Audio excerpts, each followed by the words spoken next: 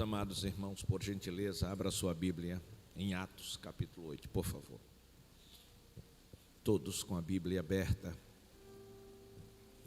Atos capítulo 8, versículos 3 ao 8 foi o texto inicial, o texto que nós lemos no início desta noite. E eu quero falar sobre uma igreja perseguida, porém jamais vencida. Uma igreja perseguida, porém jamais vencida. Glória a Deus. Aleluia. Aleluia. Conta-se uma fábula de um vagalume que foi duramente perseguido por uma cobra, por uma serpente. E quando já não lhe restava mais força, já vencido pelo cansaço, pulando de um lado para outro, voando sem muita proporção, ele parou e perguntou para aquela serpente: por que você me odeia tanto? Por que você me persegue para me matar? O que foi que eu fiz com você? E a serpente disse: nada. E por que você quer acabar comigo? Qual a razão? Qual é o motivo? E a serpente disse: é esta luz que brilha em você que me incomoda. A igreja, desde o seu nascedouro, que Deus, através do Espírito Santo, segundo uma promessa do Senhor Jesus, acendeu nela uma luz, e esta luz continua acesa até na nossa geração, e permanecerá acesa até o arrebatamento. Glória a Deus. E é por isso que esta igreja é perseguida. Não podemos esquecer de Jesus quando ele entra em Jerusalém, e era a sua última vez e última oportunidade para Jerusalém, montado em um jumento, passando nas principais artérias daquela cidade. O povo fez uma grande festa, um grande barulho. Glória a Deus. E o povo glorificava: hosana nas alturas, salve o rei dos judeus. Mas aquilo incomodou tanto os fariseus, que eles não toleraram mais ouvir o povo gritando: viva, salve o rei dos judeus. E como eles não podiam parar o povo, eles foram falar com Jesus e disseram: Jesus, mande que este povo se cale. Jesus parou, olhou para eles e disse: se este povo se calar, até as pedras clamarão. Glória a Deus. A razão maior do Senhor Jesus ter sido perseguido, subestimado, odiado e até morto, não foi outra coisa, foi o brilho da glória de Deus que estava sobre a sua vida. E este brilho é produzido no homem interior, através do Espírito Santo de Deus. O Espírito que o mundo não conhece, o Espírito que o mundo não recebeu nem conhece, mas eu e você recebemos e conhecemos. Por isso, no mundo que jaz no maligno e está nas trevas, nós brilhamos, porque somos a luz do mundo. Oh, aleluia! Aleluia! Meus amados e queridos irmãos, desde o princípio que Jesus sabia da nocividade do mundo em relação à igreja que ele veio estabelecer no mundo.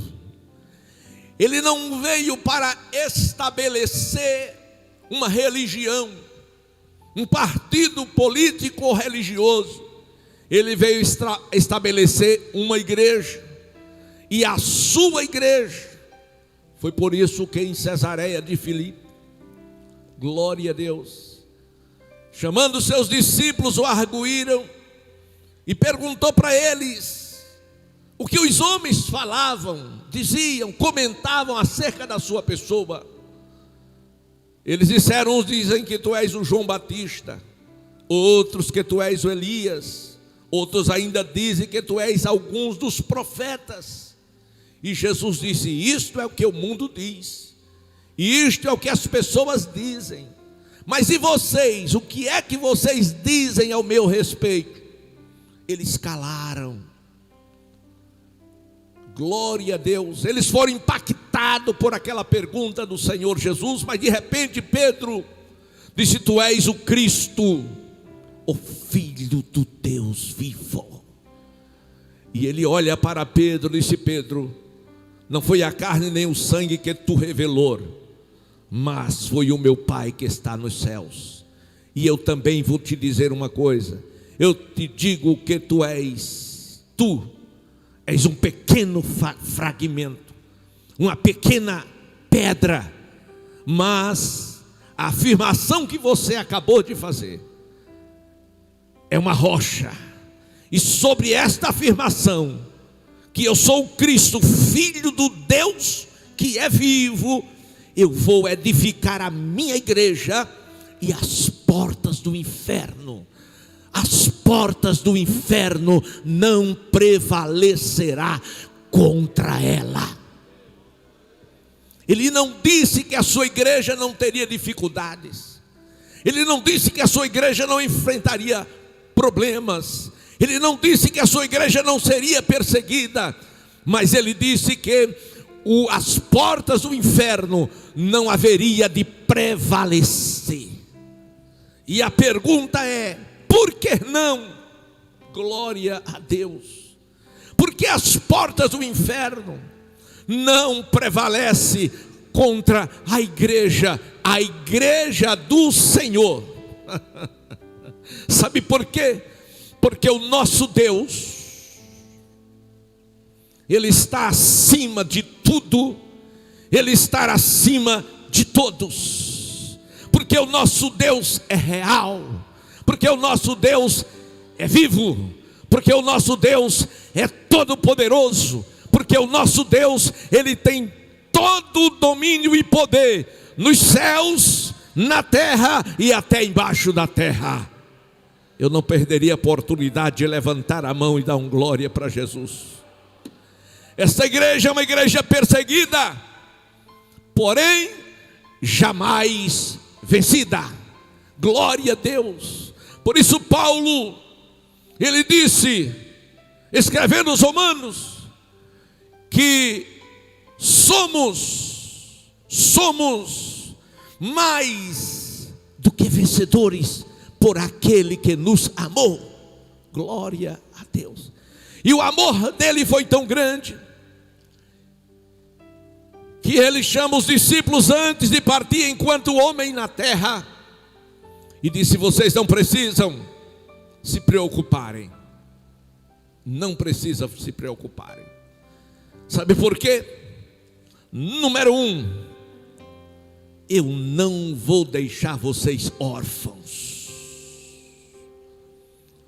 Eu preciso ir para preparar morada, preparar lugar para vocês, para que vocês estejam para sempre comigo. mas eu vou voltar. Mas neste interim, entre a minha ida e a minha volta, vocês não ficarão órfãos, vocês não serão filhos sem pai, vocês continuarão tendo pai, e o vosso pai, ele está no céu, e ele vai cuidar de vocês. Mas eu sei as dificuldades que vocês enfrentarão, e eu sei os temores que vocês vão de sentir, e vocês poderão não suportar, não resistir. Mas não se preocupa, assim que eu chegar lá, eu vou conversar com o meu pai, e eu vou pedir para ele,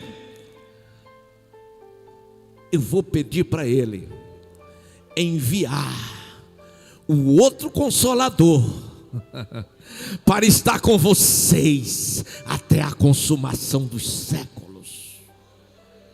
Por quê? Porque sem mim nada vocês poderão fazer. Mas quando o Espírito Santo, o outro Consolador, vier, ele será sobre vocês, em vocês e por vocês, e vocês farão obras maiores do que as obras que eu fiz. Quem está entendendo, levante a mão. Aleluia, aleluia. E assim, meus amados irmãos, a promessa estava estabelecida. Aleluia. Mas o que acontece? Entre aspas, uma tragédia. Aleluia. Qual tragédia, pastor? Para muitos, o Calvário foi uma tragédia.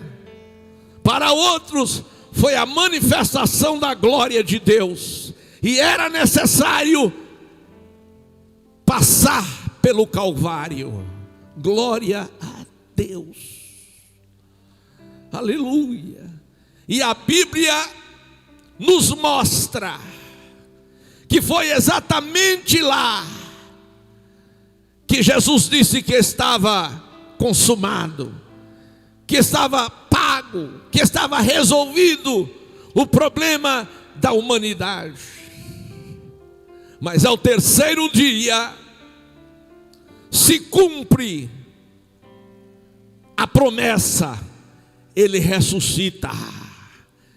E durante 40 dias, em 10 diferentes lugares, ele se manifesta, ele aparece e ele conversa com aqueles que receberam dele a promessa. E a última foi no monte, ou uma das últimas, Olival, quando diante de 500 homens aproximadamente, ele é assunto aos céus.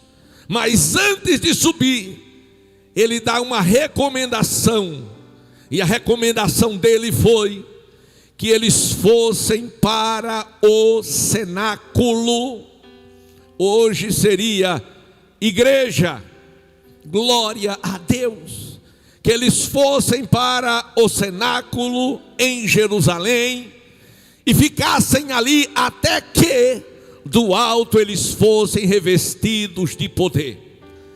Eles já estavam salvos, eles já estavam selados, eles já tinham o Espírito Santo. Então não era sobre isso que o Senhor Jesus queria falar, nem era para isso que ele estava enviando eles para o cenáculo, glória a Deus. Mas ele estava enviando eles para o cenáculo, para que no cenáculo eles fossem sim batizados com o Espírito Santo e com fogo, para que eles recebessem o batismo de fogo, que é uma segunda experiência espiritual que os pentecostais têm vivido, têm experimentado, porque acredita, busca e recebe. Glória a Deus. E isso, meus amados e queridos irmãos, isto aconteceu em Jerusalém, não aconteceu em Roma, não, Senhor. Não aconteceu em outro país, mas aconteceu em Jerusalém. E aconteceu porque eles foram obedientes à ordem do Senhor, que era ficar até que. E eles ficaram ali até que a promessa neles se cumprisse. Promessa do batismo com o Espírito Santo e com fogo. E eles estavam ali quando o Espírito Santo desceu sobre a vida de todos.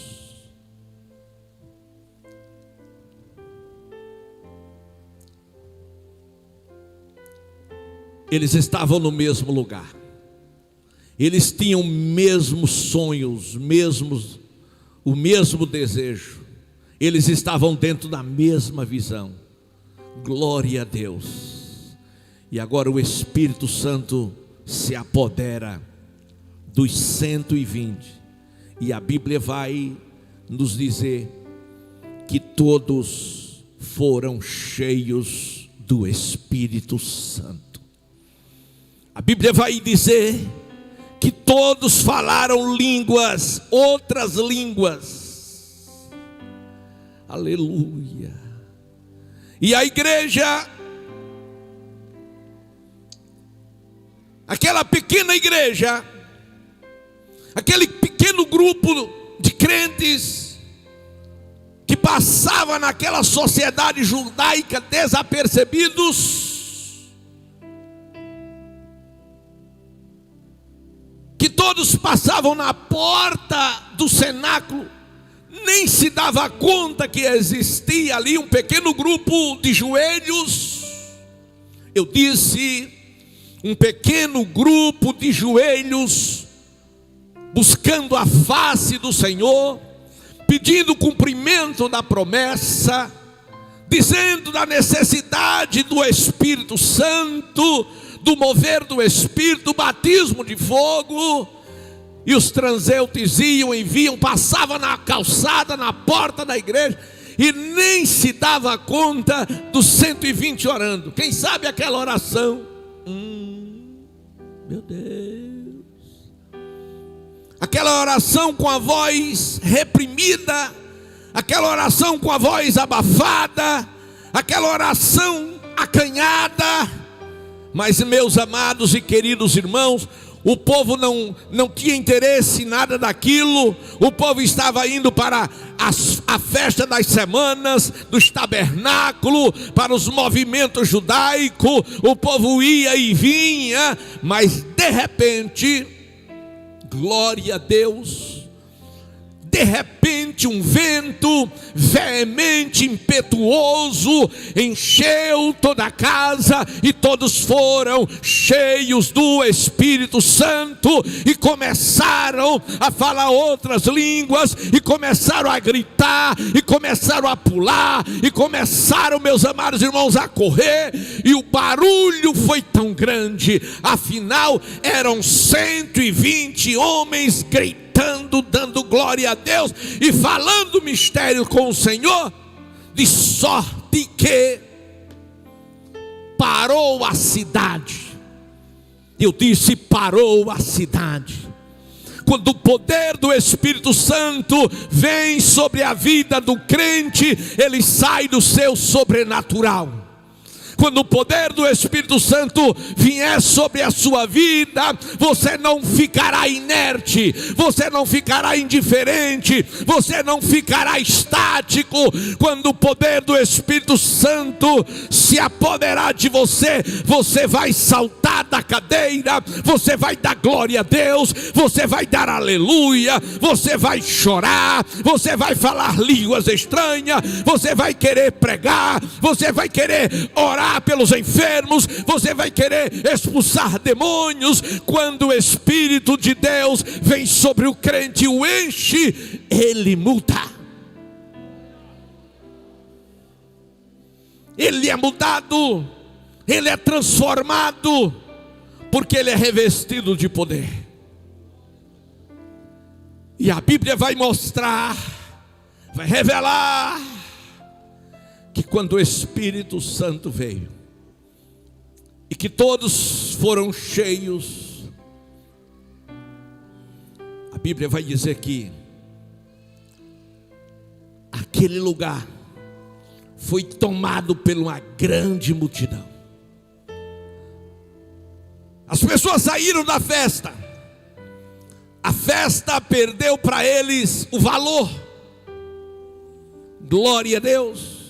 E eles correram para saber o que estava acontecendo naquela rua, o que estava acontecendo naquele pequeno salão. E quando chegaram lá, encontraram homens saltando, gritando, pulando e falando mistérios com Deus.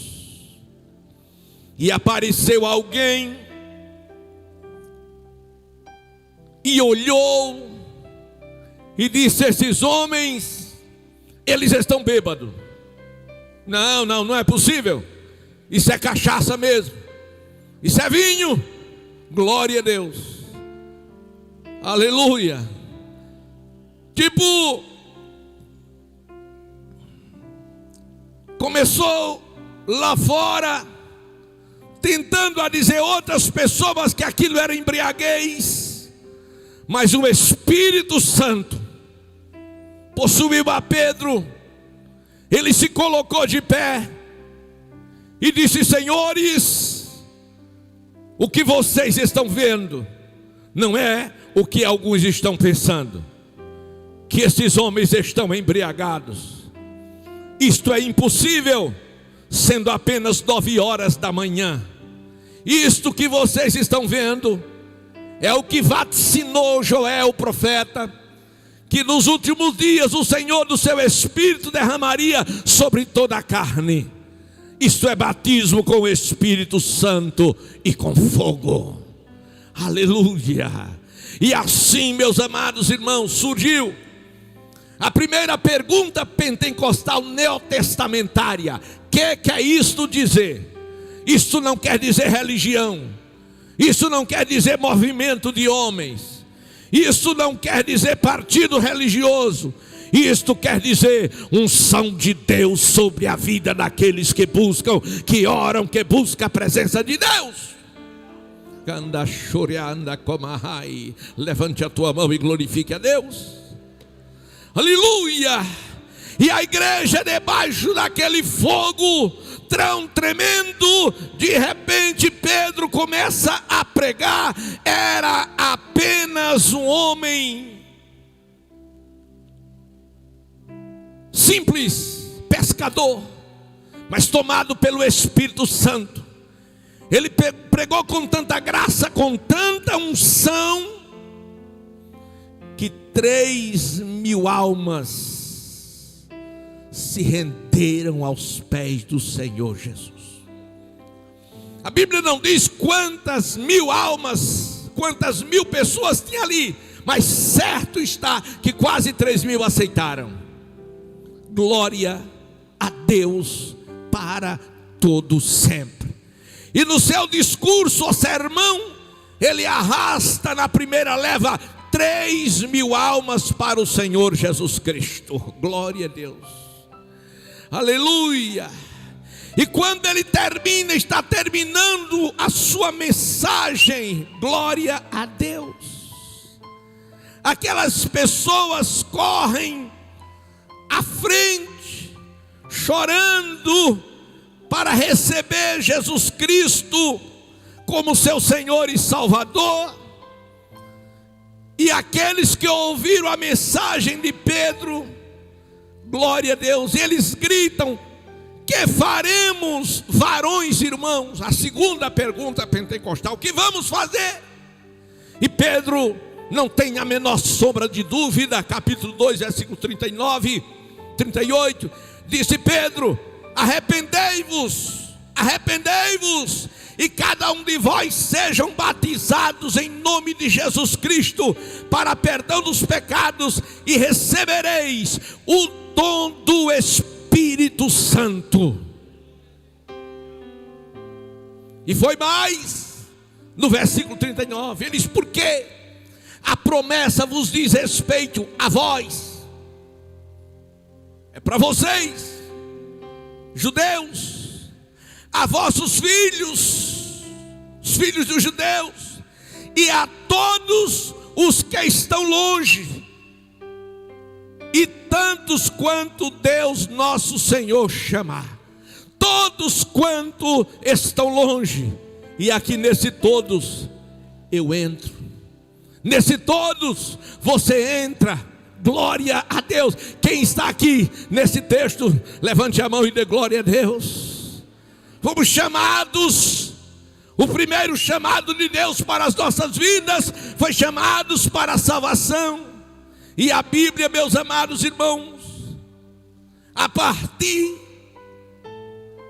da fundação desta igreja, porque a primeira igreja, igreja verdadeira, porque existe, entre aspas, muitas chamadas igrejas, mas a verdadeira igreja, número 1, é a igreja do Senhor Jesus. Jesus é o Senhor da sua igreja, Ele é o dono da igreja. A igreja não tem como dono nenhum homem, não senhor, nenhuma mulher. O dono da igreja é Jesus Cristo. E a marca da igreja verdadeira é porque ela é diferente, é porque ela é santa e é porque ela é poderosa. E tudo isso por conta do Espírito Santo. Escute, olha para mim. O Espírito de Deus habita na tua vida. O Espírito de Deus dirige os seus passos. E a Bíblia agora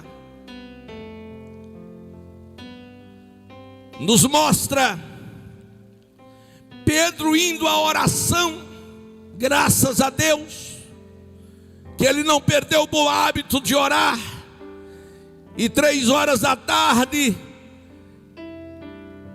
indo à oração no templo Formosa, tinha um paralítico, e pede uma esmola, e diz: eu não tenho prata nem ouro, não tenho prata nem tenho ouro, mas isto que eu tenho eu te dou. Em nome de Jesus Cristo, levanta e anda. Glória a Deus. O maior problema, irmãos, não é apenas o crente ser cheio do Espírito Santo. Quantos irmãos já foram cheios do Espírito Santo?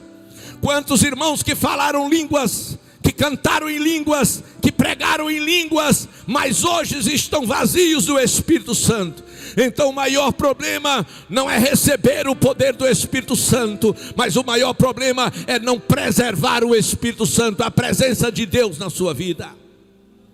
Glória a Deus. Mas ele preservava, e a Bíblia vai dizer agora, amados irmãos, que cheio do Espírito Santo, ele diz: não tenho prata, não tenho ouro, mas o que eu tenho isso eu te dou. Em nome de Jesus Cristo, levanta e anda. E quando ele disse levanta e anda, o paralítico da porta chamada Formosa, ele nem levantou e nem andou.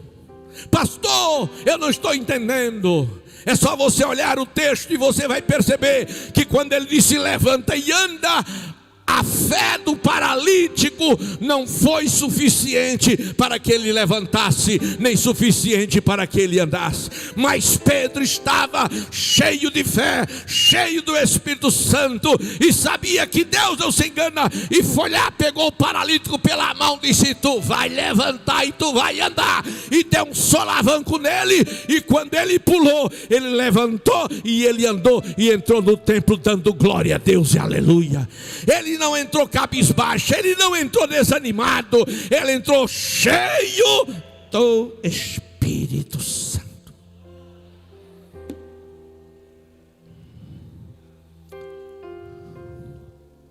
E agora a igreja, agora o mundo intensificou. Eu disse: o mundo intensificou a perseguição àquela igreja, porque o mundo percebeu que era um povo diferente, que era um povo poderoso. e que para eles era uma ameaça muito grande. Mas deixa eu dizer uma verdade: não deixamos de, ainda em pleno século 21, ser considerado uma ameaça para muitos. Sabe por quê? Porque ainda somos luz no mundo. O anticristo já está aí para implantar o seu governo, mas ainda não pode fazê-lo. E sabe por que o anticristo não pode implantar o seu governo e dominar o mundo? Porque esta igreja está no mundo, e por a igreja estar no mundo como luz, ela dissipa todas as trevas.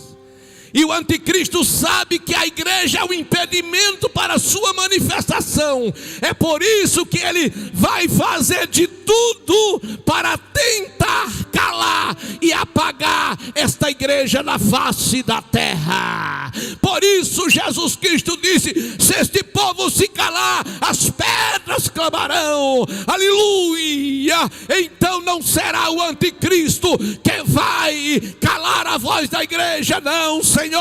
Agora, quando não der mais para a igreja estar na terra, a trombeta de Deus vai tocar e a igreja vai subir para encontrar-se com Jesus Cristo nos ares e estar para sempre com Ele. E estamos próximos. Saulo,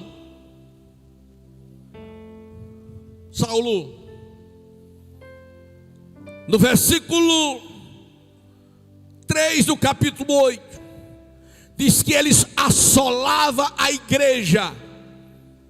Escute, Saulo assolava a igreja, entrava pelas casas, arrastava homens e mulheres, os encerrava na prisão. Saulo, irmãos, não era um qualquer, não era um marginal, não.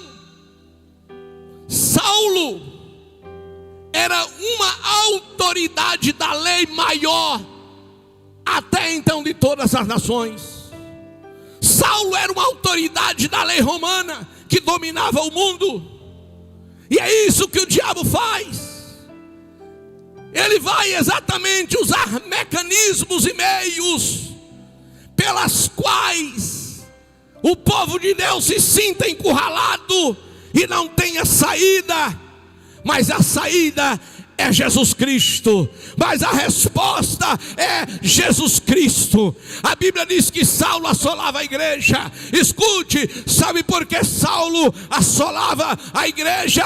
Porque o dono dela permitia. Se Deus não permitir, o diabo não pode fazer nada contra a igreja. Ele disse: as portas do inferno não prevalecerá. Por que Saulo assolava a igreja? Porque a igreja não calava.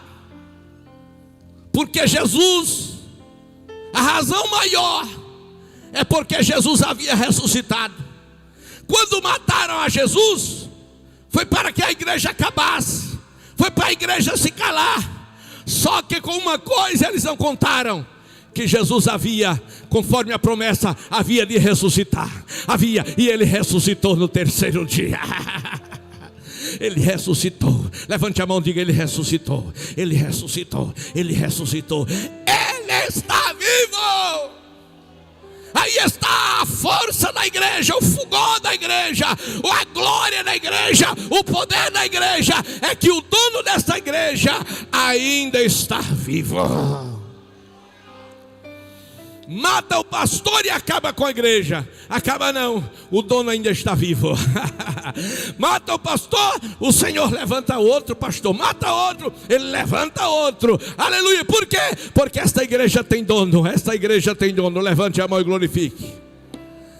Saulo assolava, entrava na casa, abuso de autoridade. Saulo entrava na abuso de autoridade. E será que não vivemos isto? arrastava homens e mulheres, colocava na prisão. E os que iam presos não desanimava, não desistia. Desistir jamais. Aleluia. Versículo 4. Mas os que andavam dispersos iam por toda parte anunciando a palavra. Você entendeu? Você entendeu que o diabo queria que ele se calasse? Então vamos perseguir, vamos prender, vamos bater, vamos matar. E quanto mais mal os romanos faziam à igreja, mais a igreja crescia. Quanto mais perseguição à igreja, mais o poder de Deus estava no meio dela. Como entender isso? Eles não entendem, mas nós entendemos. É o Espírito de Deus que habita em nossas vidas. A igreja foi perseguida porque Jesus Cristo ressuscitou. A igreja estava sendo perseguida porque a presença de Deus estava no meio dela. Jesus disse: eis que eu estou convosco todos os dias. Segunda, estou com vocês. Terça, também. Quarta, vou estar com você. Quinta eu estarei lá. Sexta, vou estar com vocês. Sábado, também. Domingo e feriado, eu vou estar com vocês. É todo dia e acabou. Quem sente a presença dele? Só quem sente. Aleluia. Saulo assolou a igreja. Ele já havia consentido na morte de Estevão, o primeiro diácono da igreja. Glória a Deus. Mas Estevão não teve medo, não temeu. Pelo contrário, Estevão olhou para cima, porque ele sabia que o socorro dele vinha de cima. O teu socorro, o meu socorro, o nosso socorro, irmão, ele vem do Senhor, ele vem de cima.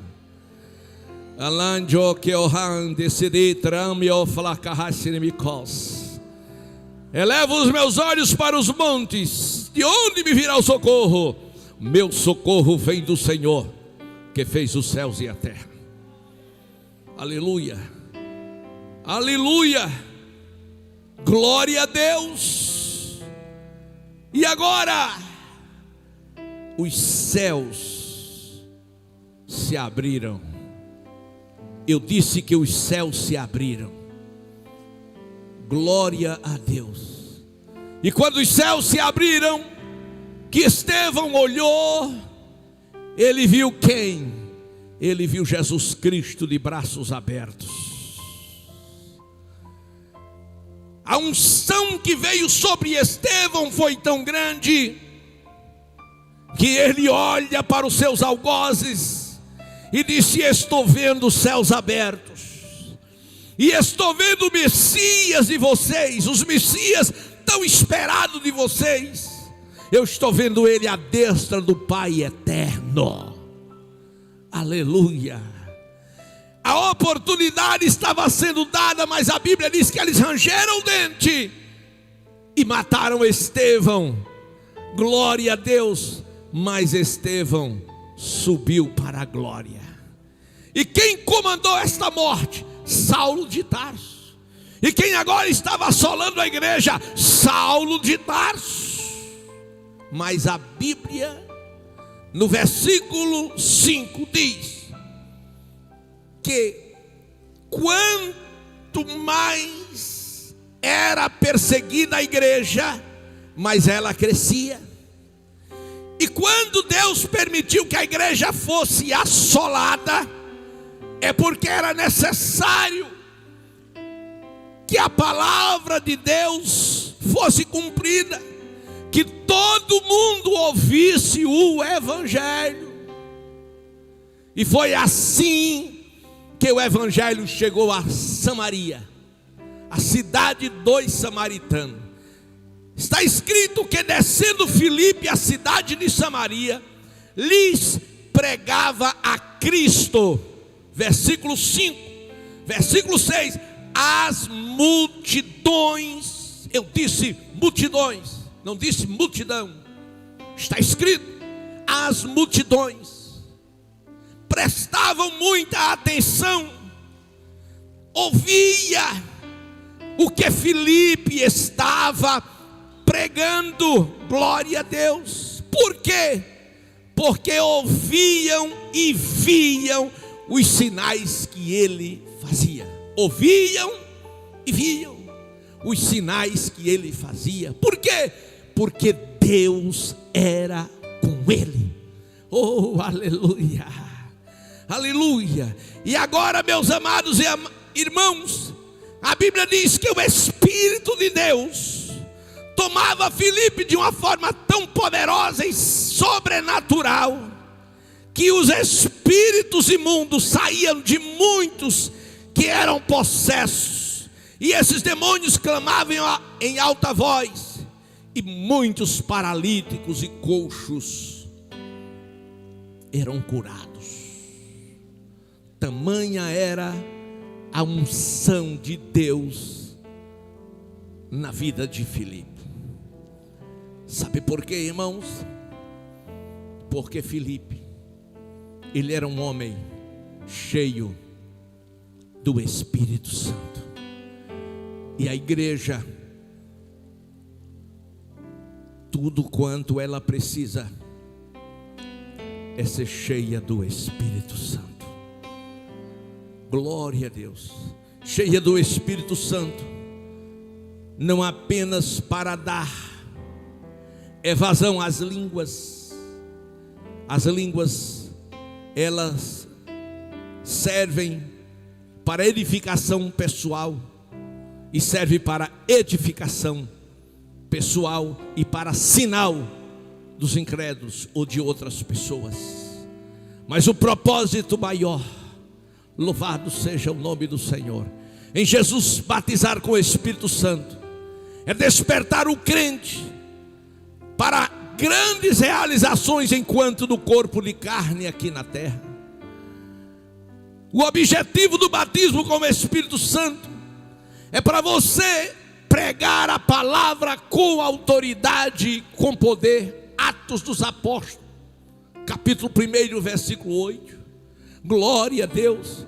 O Espírito é dado para que você possa testemunhar com poder, publicamente, que Jesus Cristo é o Senhor, para a glória do Deus vivo e todo-poderoso. Aleluia. Quando o crente é batizado com o Espírito Santo, ninguém e nada pode resisti-lo, porque pela manifestação do poder de Deus através dele. Aleluia. Não só ele se edifica, não só a igreja se edifica, mas os pecadores são libertos e as vidas são transformadas. Glória a Deus. E agora sim, no versículo 8, concluindo, está escrito que em Samaria houve grande alegria. Por que houve grande alegria em Samaria? Porque não havia. Estava mergulhado Samaria nas trevas, estava dominado pelos demônios, pela idolatria, pela feitiçaria. Samaria, meus amados e queridos irmãos, ela ficava em um monte entre Judeia e Galileia. Era a capital do Reino do Sul. Glória a Deus. A Bíblia mostra de forma enfática que foi ali no Monte Gerizim que se construíram um templo para se prestar culto ao Senhor. Aleluia.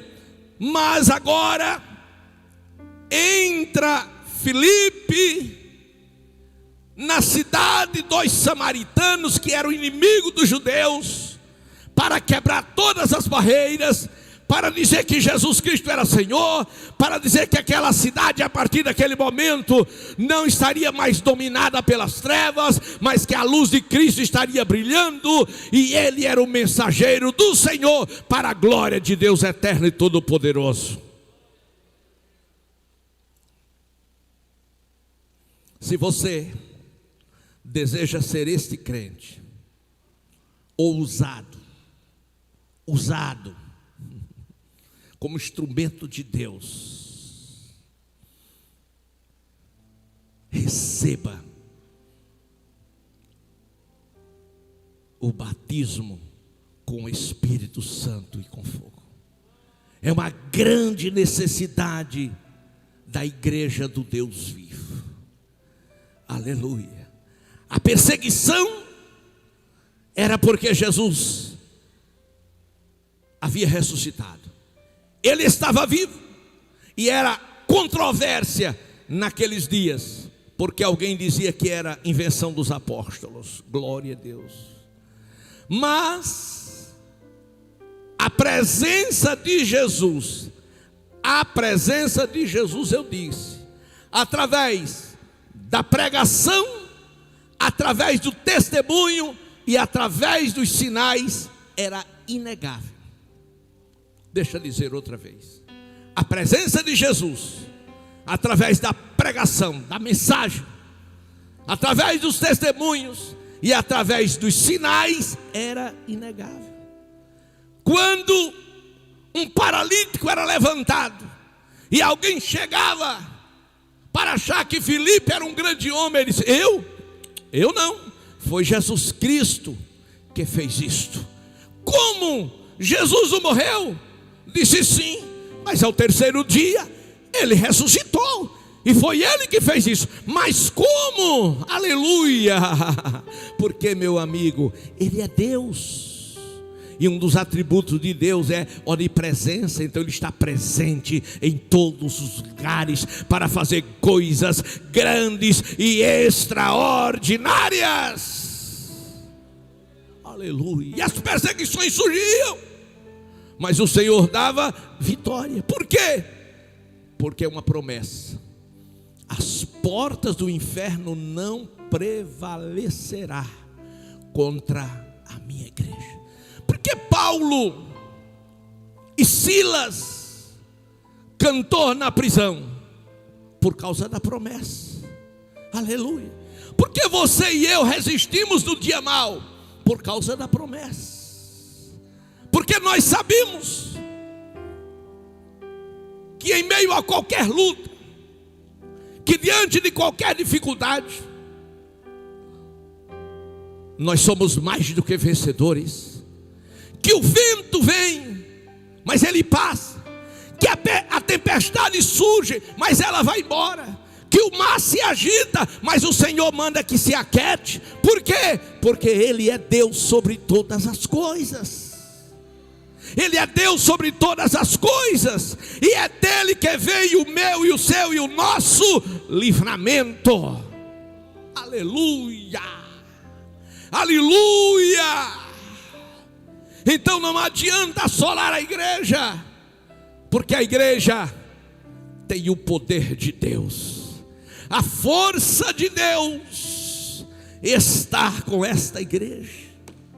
Aleluia. E o Senhor disse que as portas do inferno não prevalecerá contra a minha igreja. Escute, deixa eu concluir. Levante a mão comigo e diga: Jesus Cristo está vivo. Diga: Jesus Cristo está vivo. Foi devagar, irmão, é para o inferno ouvir. Diga: Jesus Cristo está vivo. Aleluia. Diga: Jesus Cristo prometeu que as portas do inferno não prevalecerá contra esta igreja. Diga: Jesus está presente aqui agora. Ele está presente. Ele está presente. Sinta a presença dele. Aleluia. Não só você que está no templo, mas você que está na sua casa. Sinta a presença de Deus aonde você está, porque ele é onipresente. Aleluia. E aonde você estiver,